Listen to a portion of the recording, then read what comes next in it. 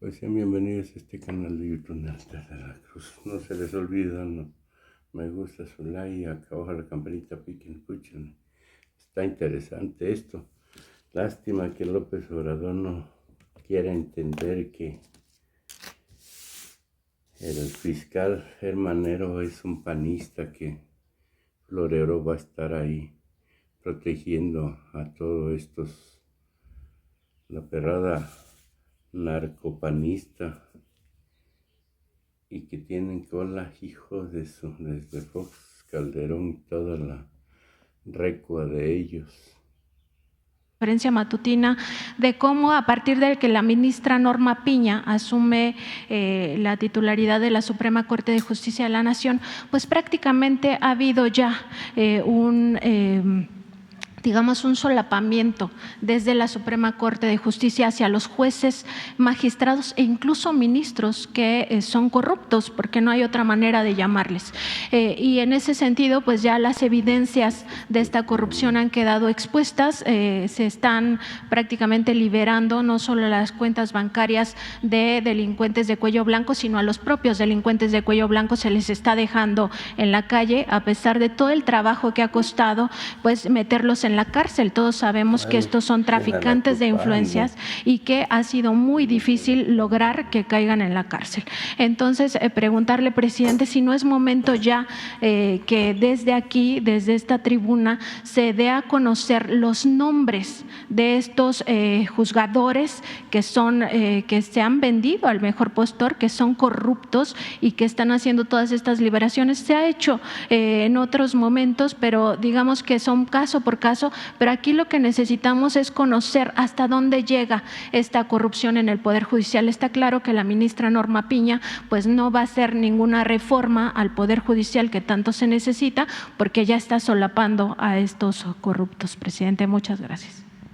Bueno, hay que respetar la independencia del Poder Judicial y esperar a que se lleve a cabo una reforma en el Poder Judicial en beneficio de todos y con apego a la impartición de justicia pronta, expedita, verdadera. Entonces, tiene que llevarse a cabo una reforma. Es indudable que existe mucha corrupción en el Poder Judicial, como en los otros dos poderes. La diferencia es que en el Poder Legislativo ya ha habido cambios. Ya no hay moches como había antes, de que incluso hasta le daban dinero a cada diputado por los votos. Eso no hace falta presentar pruebas, es de dominio público. Aquí podrían venir legisladores a narrarnos cuánto les daban y por qué motivo. Bueno, de manera sencilla, hemos hablado de que durante 3 años consecutivos, estando Carstens en Hacienda, aprobaron los diputados de ese entonces el presupuesto público por unanimidad. ¿Cómo lo hicieron?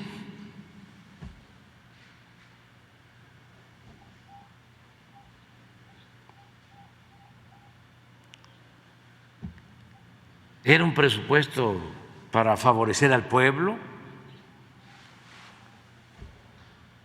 ¿Se acuerdan ustedes de que haya habido algo así importante?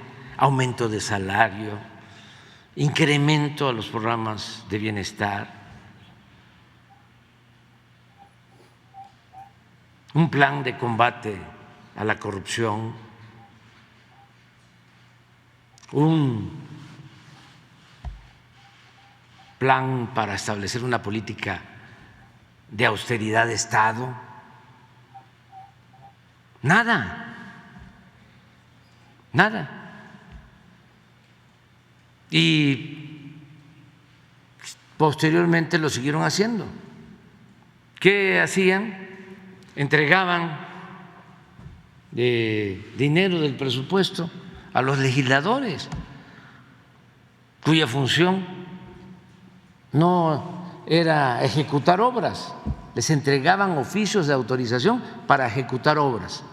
Casi todo el presupuesto para deporte, para cultura y para construcción, reparación de calles y banquetas. Y les entregaban sus oficios de autorización. Iban los legisladores con los presidentes municipales, con los gobernadores, aunque no fuesen de esos municipios, de esos estados, y les decían: aquí tengo esto, este es el oficio, ya para que te den el dinero en Hacienda, solo que me tienes que dar un moche de tanto, un porcentaje, porque usaban una palabrita: bajar recursos, porque yo estoy bajando recursos. Si no me das el moche, el porcentaje, yo escojo la empresa constructora para hacer la obra. Esa es la otra condición. Bueno, eso desapareció, afortunadamente, porque era un mercado, un tianguis de corrupción. Cada vez que se iba a aprobar el presupuesto, llegaban presidentes municipales, gobernadores, les llevaban a los diputados comida en abundancia, y ahí se hacían todos los enjuagues.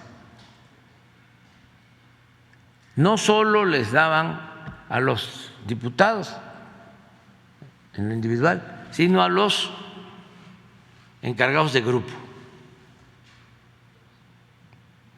para que ellos manejaran el presupuesto. Eso ya no, hay que reconocerlo. En el caso del Ejecutivo, estamos limpiando de corrupción. Ya hay un plan de austeridad. No se permiten los lujos. Pero en el caso del Poder Judicial no ha habido cambios.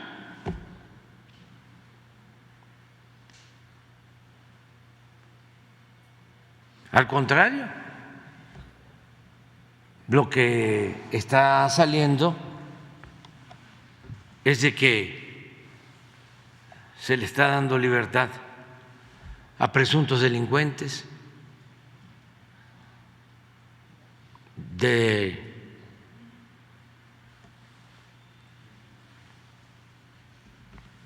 la delincuencia llamada organizada o delincuentes comunes y de la delincuencia de cuello blanco.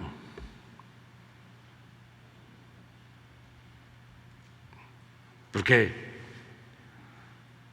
son dos fuentes de corrupción: lo que tiene que ver con el narcotráfico y lo que tiene que ver con el robo en los gobiernos.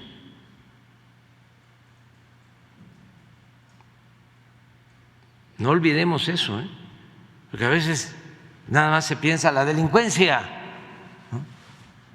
Los capos o jefes de grupos o de carteles. Y la otra delincuencia, que no perdían ni siquiera su respetabilidad.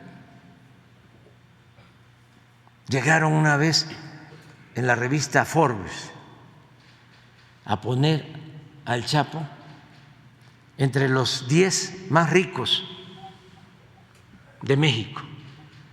Yo dije, no, sí tiene, pero hay políticos corruptos que tienen muchísimo más, o traficantes de influencia.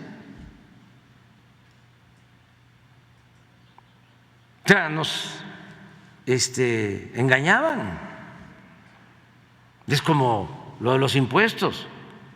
No pagan impuestos los ambulantes, los de la economía informal. Ese es el problema.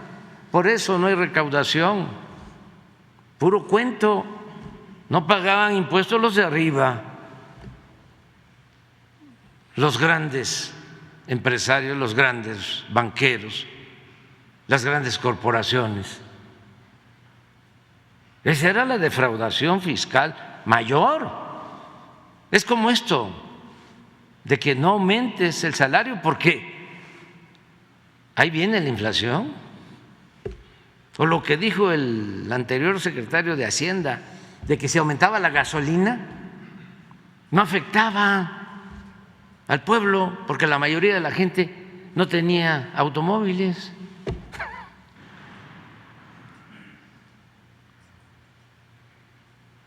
Bueno, entonces el Poder Judicial necesita una reforma.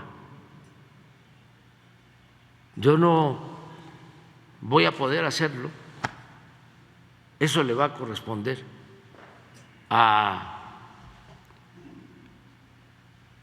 quien me sustituya, porque el Ejecutivo podría de dos maneras llevar a cabo un cambio o iniciar un proceso, si es que no lo llevan a cabo al interior del Poder Judicial, que podrían hacerlo ellos mismos. Para eso es la judicatura. Es una institución del Poder Judicial para vigilar el recto proceder de jueces, de magistrados, de ministros. Nada más que esa institución no hace nada.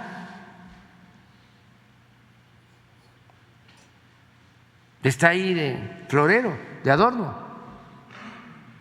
¿Qué juez ha sido juzgado? Deben de ser como 2,000,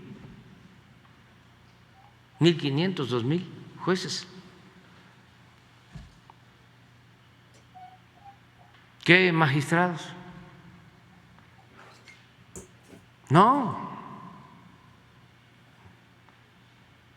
Entonces, si no se lleva a cabo la reforma al interior, hay que seguir haciendo la denuncia.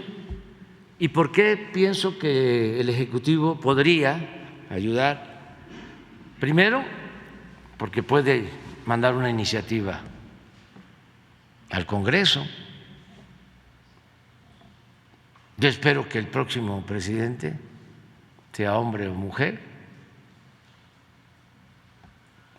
tenga mayoría en el Congreso, cuente con la mayoría en el Congreso, que su movimiento, su partido cuente con la mayoría en el Congreso, y no simple como ahora, sino 2/3 partes, para que puedan llevar a cabo reformas constitucionales. Si no, ahí está la mafia bloqueando las reformas.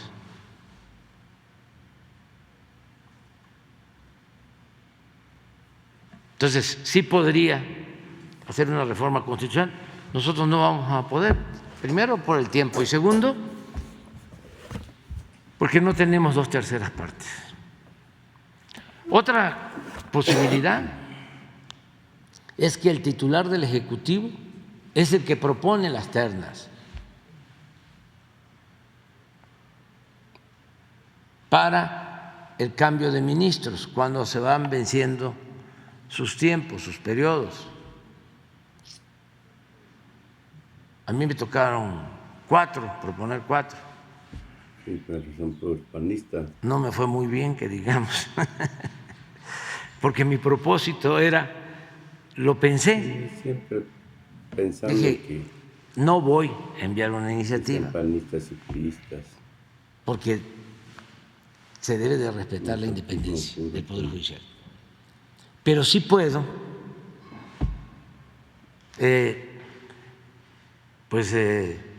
proponer 4 de 11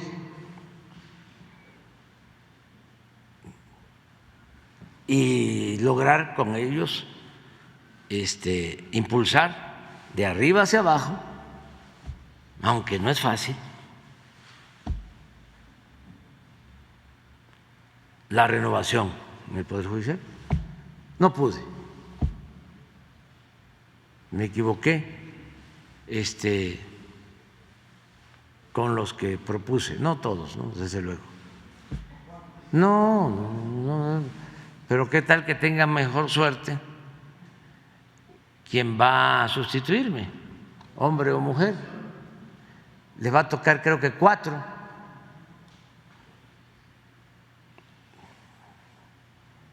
Entonces, también no es todo el Poder Judicial, eso es la Suprema Corte, nada más. Pero son las 2 vías, ¿no? Una reforma constitucional o que se tenga mayoría de ministros, mujeres y hombres, íntegros, no empleados del poder económico o del poder político, sino verdaderos impartidores de justicia, incorruptibles.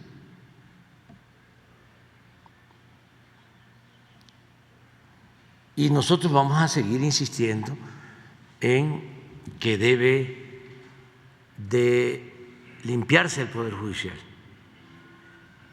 Y lo que tú planteas, vamos a ir dando a conocer los nombres de jueces, pero por ejemplo, me comentaban, no sé si sea cierto, que hay una investigación periodística de que el fundamento que utiliza, claro que es una excusa, eso no tiene que ver con la justicia, pero para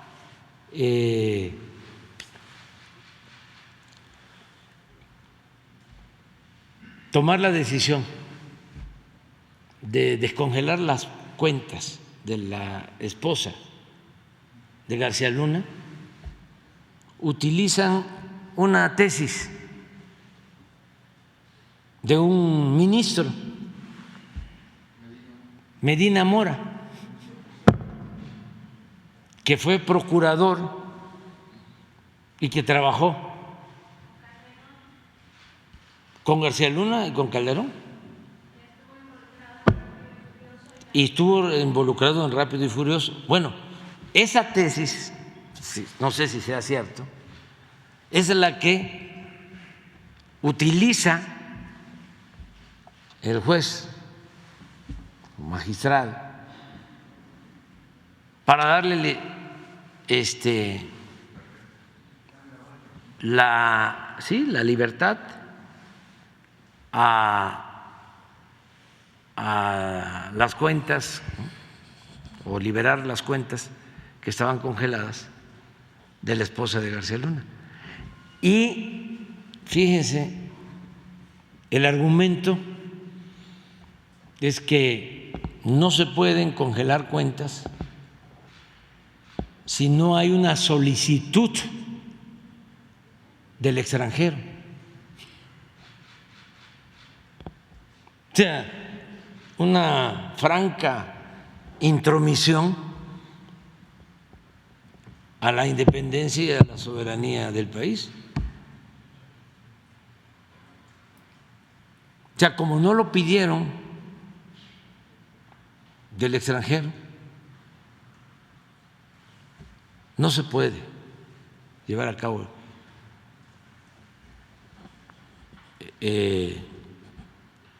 la retención o congelar esas cuentas. Pero todo está así. Entonces sí se requiere un cambio y hay que seguir denunciando y dando a conocer los nombres de los que actúan de esta manera. No todos en el Poder Judicial, pero sí es un poder del viejo régimen, es un poder que no cambió. Está acostumbrado a las mentadas de madre. Es un poder del régimen neoliberal corrupto que requiere una renovación tajante, decisiva. Ese es mi punto de vista, ¿no? Tenerlo claro. ¿Tú vas? Sí.